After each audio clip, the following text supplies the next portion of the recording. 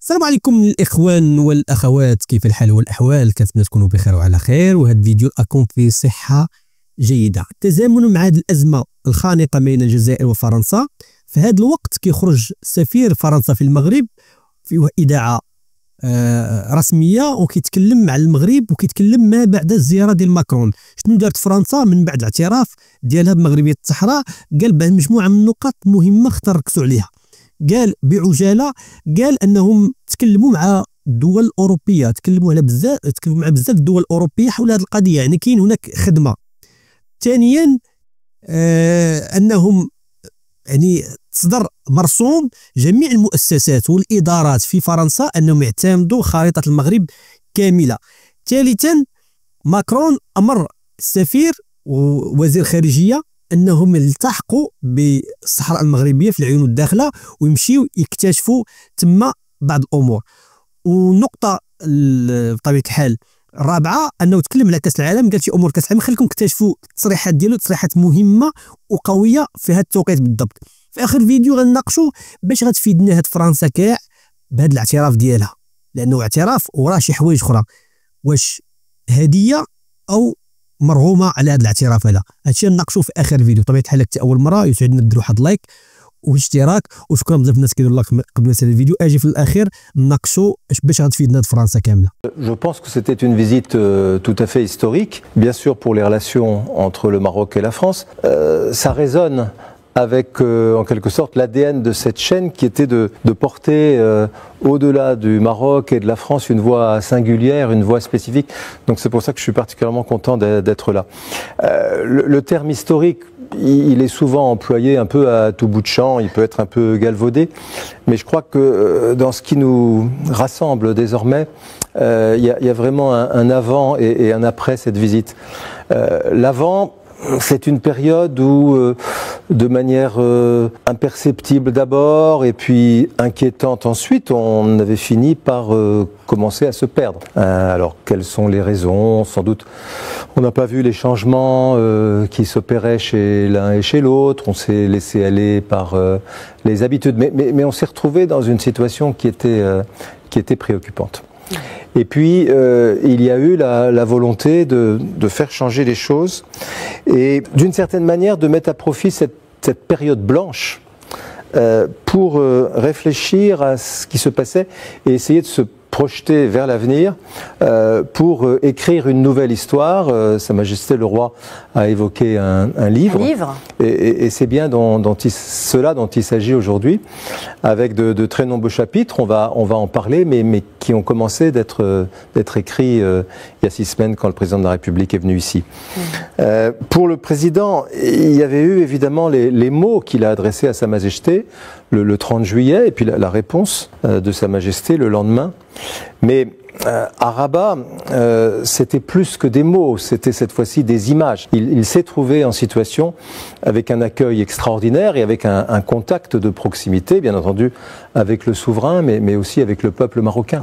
Et donc ça a donné à ce nouvel élan de nos relations quelque chose qui était infiniment plus fort.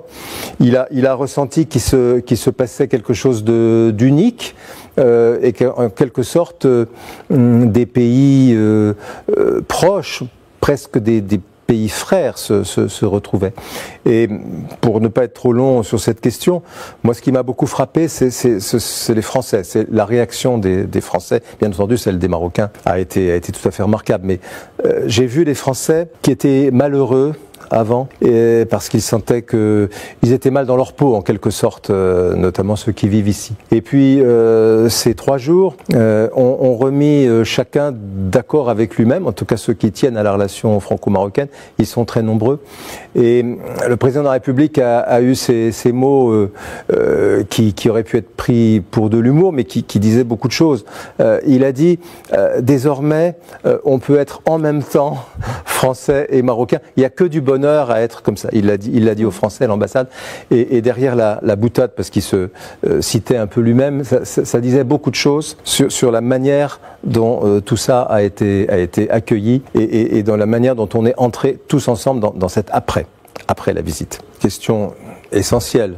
Il faut dire que notre engagement est ancien et il est permanent. 2007. Mais il était devenu nécessaire de le réaffirmer avec plus de force, plus de clarté, pour tenir compte de diverses réalités. D'abord la dynamique qui est en cours sur la scène internationale, elle est absolument indéniable, elle a été encore répétée dans la dernière résolution au Conseil de sécurité des Nations Unies.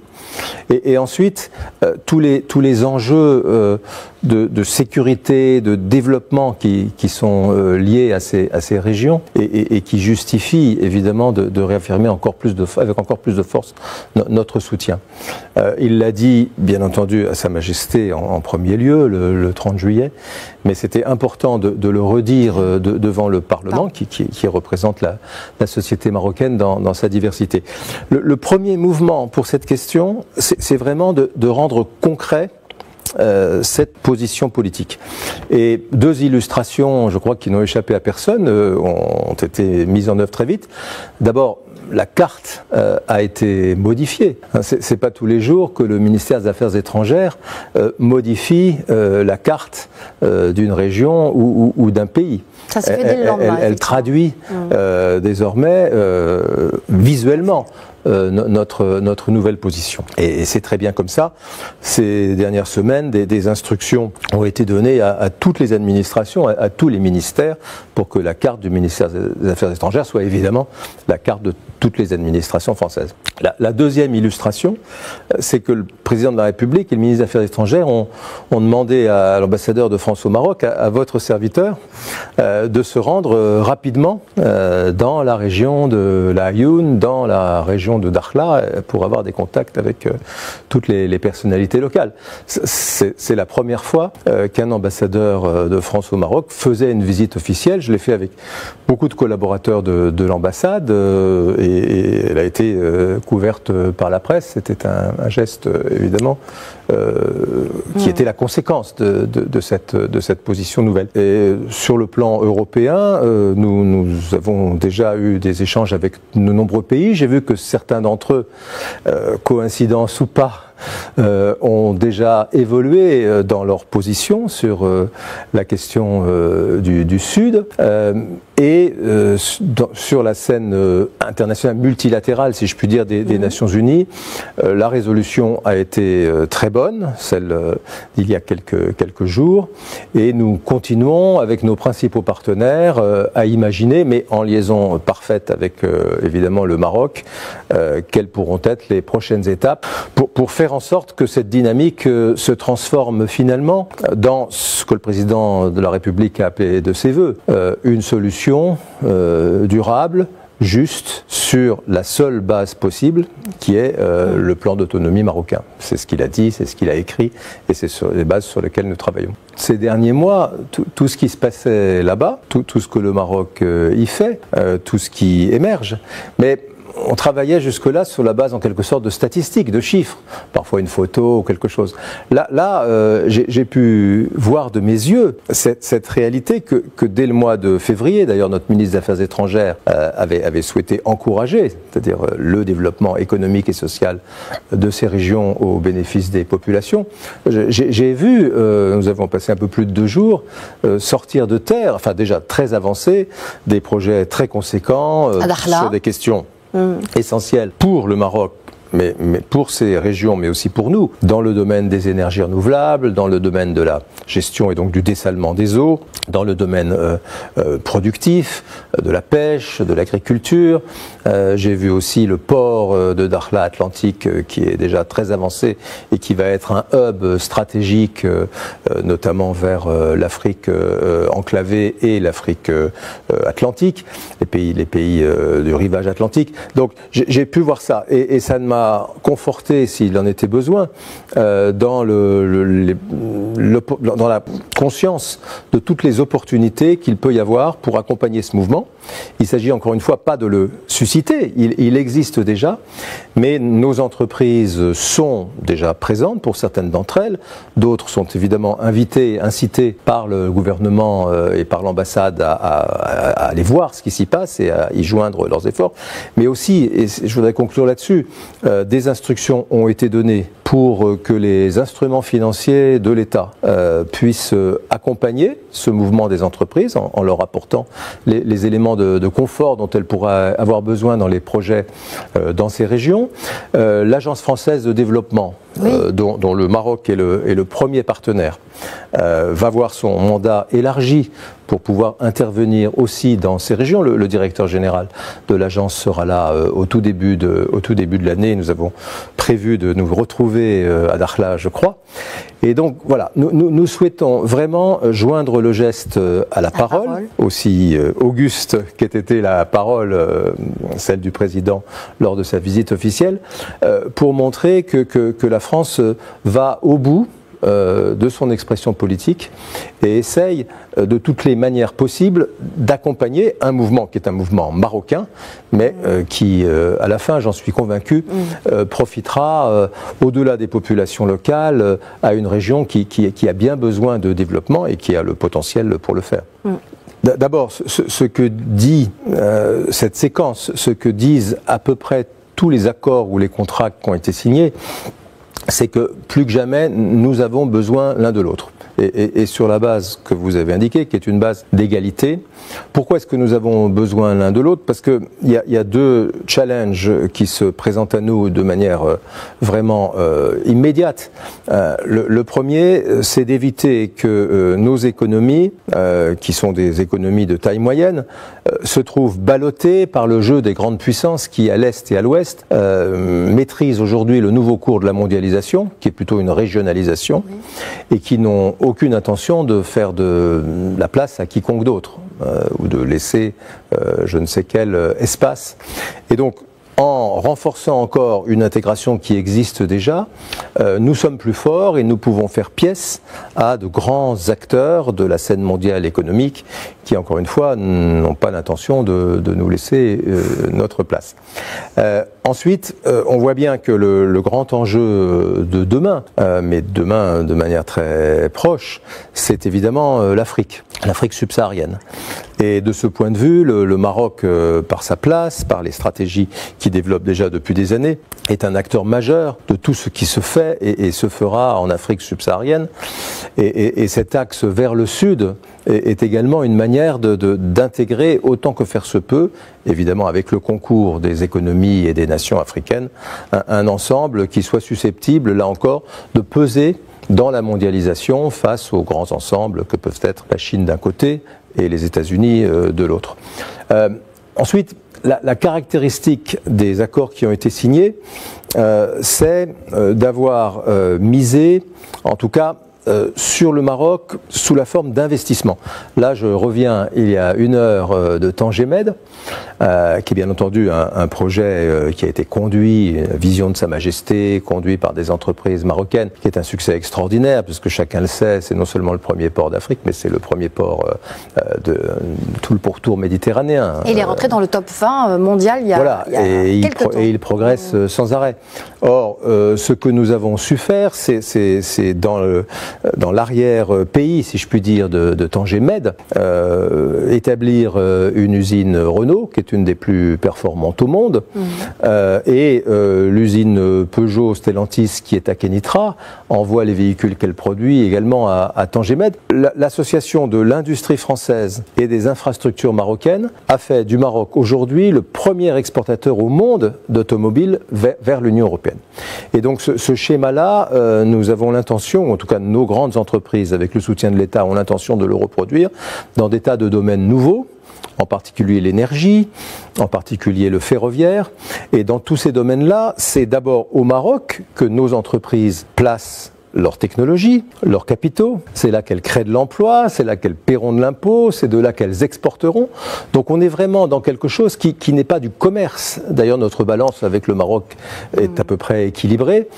Nous considérons le Maroc comme un élément essentiel de notre compétitivité et comme une base intégrée à la nôtre pour être plus fort dans un monde plus dur, plus cruel que celui qu'on a pu connaître il y a une vingtaine d'années. Et le président Macron parlait d'ailleurs même de co-conception et voilà. de de coproduction, justement. C'est vraiment le paradigme a changé. Donc, là. Ouais. C'est une répartition équitable dans les chaînes de valeur. C'est une souveraineté ensemble que l'on construit, encore une fois, vis-à-vis de grands ensembles. Ouais.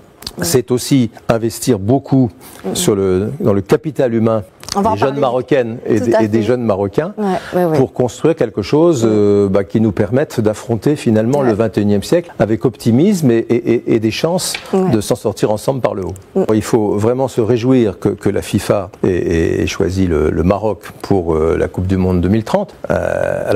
Ensuite, nous avons en effet une expérience des grands événements sportifs. Hein. On a pu le voir encore récemment avec les Jeux Olympiques. Il y avait beaucoup de Cassandre qui prévoyaient que tout ça se passerait très mal. Ça s'est passé très bien, y compris en termes de résultats. Et donc, assez naturellement, on prévoit, il y a déjà eu des missions dans un sens et dans l'autre, de pouvoir à livre ouvert présenter à nos partenaires marocains ce qu'on sait faire en matière d'organisation des événements. Ce qu'on sait faire en matière de construction d'infrastructures, ce qu'on sait faire en matière d'utilisation de technologies pour que tout ça soit le plus fluide possible. On voit bien aussi que dans la vision de Sa Majesté et des autorités marocaines, il y a évidemment l'idée de faire de ce rendez-vous mondial l'occasion de moderniser encore un certain nombre d'infrastructures au-delà même du grand événement lui-même. Nous le ferons pour que nos partenaires marocains puissent regarder dans notre expérience ce qui est utile, ce qui mérite peut-être d'être corrigé, ça peut l'être aussi, ou ce qui n'aurait pas de sens ici, ou ce qui au contraire ferait sens. Donc on va avoir beaucoup d'échanges autour de cette question qui impliqueront beaucoup d'acteurs. يعني كما شفتوا الإخوان كان صراحة تصريح مهم وخرجة محسوبة بالنطاق هذا السياق اللي هضرت عليه حول الأزمة بين فرنسا والجزائر. ولكن فرنسا باش غتفيدنا بهذا الاعتراف ديالها؟ صحيح هي دولة وازنة وكنقولوا عندها الارشيف، فعلا عندها الارشيف، غنتكلموا في فيديو آخر. ولكن الحاجة المهمة ونقدروا نقولوا جوج نقاط مهمين علاش الاعتراف ديال فرنسا مهم. أولا عندها حق الفيتو، كان دولة واحدة اللي معترفة بمغربية الصحراء وهي أمريكا اللي عندها حق الفيتو، وصعيب أنك يكون عندك دولة واحدة اللي عندها حق الفيتو اللي ممكن تساندك. دابا كاين جوج دول عندهم حق الفيتو باش ما نحطوش البيض كامل في سلة واحدة. وهذه قضية مهمة، دولتان عند المغرب في مجلس الأمن عندهم حق الفيتو، فرنسا وأمريكا. ثانيا فرنسا عندها واحد الوزن كبير وتكلم عليه السفير في الاتحاد الأوروبي، وممكن أنها تقنع دول أخرى بالالتحاق بالركب ديال الدول المعترفة بمغربية الصحراء، ناهيك على أنها ماشي هدية، هي ما كتقدمش لنا هدية، هي مرغمة على ذلك. لأن كما قلنا أن الأفارقة والدول الإفريقية جنوب الصحراء جراو على فرنسا. فرنسا عندها الحاجة الوحيدة وهو المغرب باش أنها ممكن أنها تستافد أو أنها ترجع بصيغة أخرى أو بغلاف آخر للقارة الإفريقية. ومن بين هذه الأمور هي دول الساحل. وباش يكون المبادرة الأطلسية عندها أو تكون ناجحة، خاص ما كاينش شي حاجة سميتها المشكل في الصحراء، خاص تكون تما طريق سالمة وسالكة مزيان. وفرنسا أكيد غتكون من ضمن الخطة ديال المبادرة الأطلسية بطبيعة الحال، لأنه كاينين استثمارات غيكونوا في الجنوب ديال المغرب. ثالث حاجة وثاني حاجة مهمة بالنسبة لفرنسا، يمكن نقولوا ماشي هدية، وهو أن فرنسا فقدات اللي بغينا نقولوا الفرنكوفونيا في عدة دول. وبقاو الناس كينتاجوا سواء الأنجلو ساكسونية، الثقافة الأنجلو ساكسونية أو الإسباني مثلا. وفرنسا بغات أنه في المغرب يحتفظ بالأغلبية الفرنكوفونية. وإحنا عرفنا أن المشكل ديال الصحراء او الصحراويين كاين واحد الجانب كيجرهم انهم يتكلموا بالاسبانيه. لذلك فرنسا بغات تعزز الموقف ديالها الثقافي والفرنكوفونيه، لذلك غتنشا يعني دور ثقافيه او مؤسسات ثقافيه في الجنوب، وهذا الشيء يحسب لها، ناهيك لان الدور ديالها ممكن انه يزيد اكثر في الاستثمارات اللي غادي تكون. تفهم معايا في هذا الموضوع اشنو بان لك؟ حاجه اخرى هي اهم كنت غنساها، وهو المساهمة مع المغرب في التنظيم ديال كأس العالم بطبيعة الحال، على حسب الخبرة اللي عندها في التنظيم ديال الأولمبياد، وكذلك في اللوجيستيك اللي عندها. إلا المغرب احتاج هذا الشيء صرح به، وهذه القضية مهمة بزاف. ما نتكلموش على قضيه الهجره وقضيه الثقافيه، ممكن نتجاوزوها، ولكن هذا الشيء النقط المهمه. تسال معايا في هذا الموضوع، اشنو بان لك الخرجه ديال السفير ديال فرنسا في المغرب؟ واش خرجه موفقه؟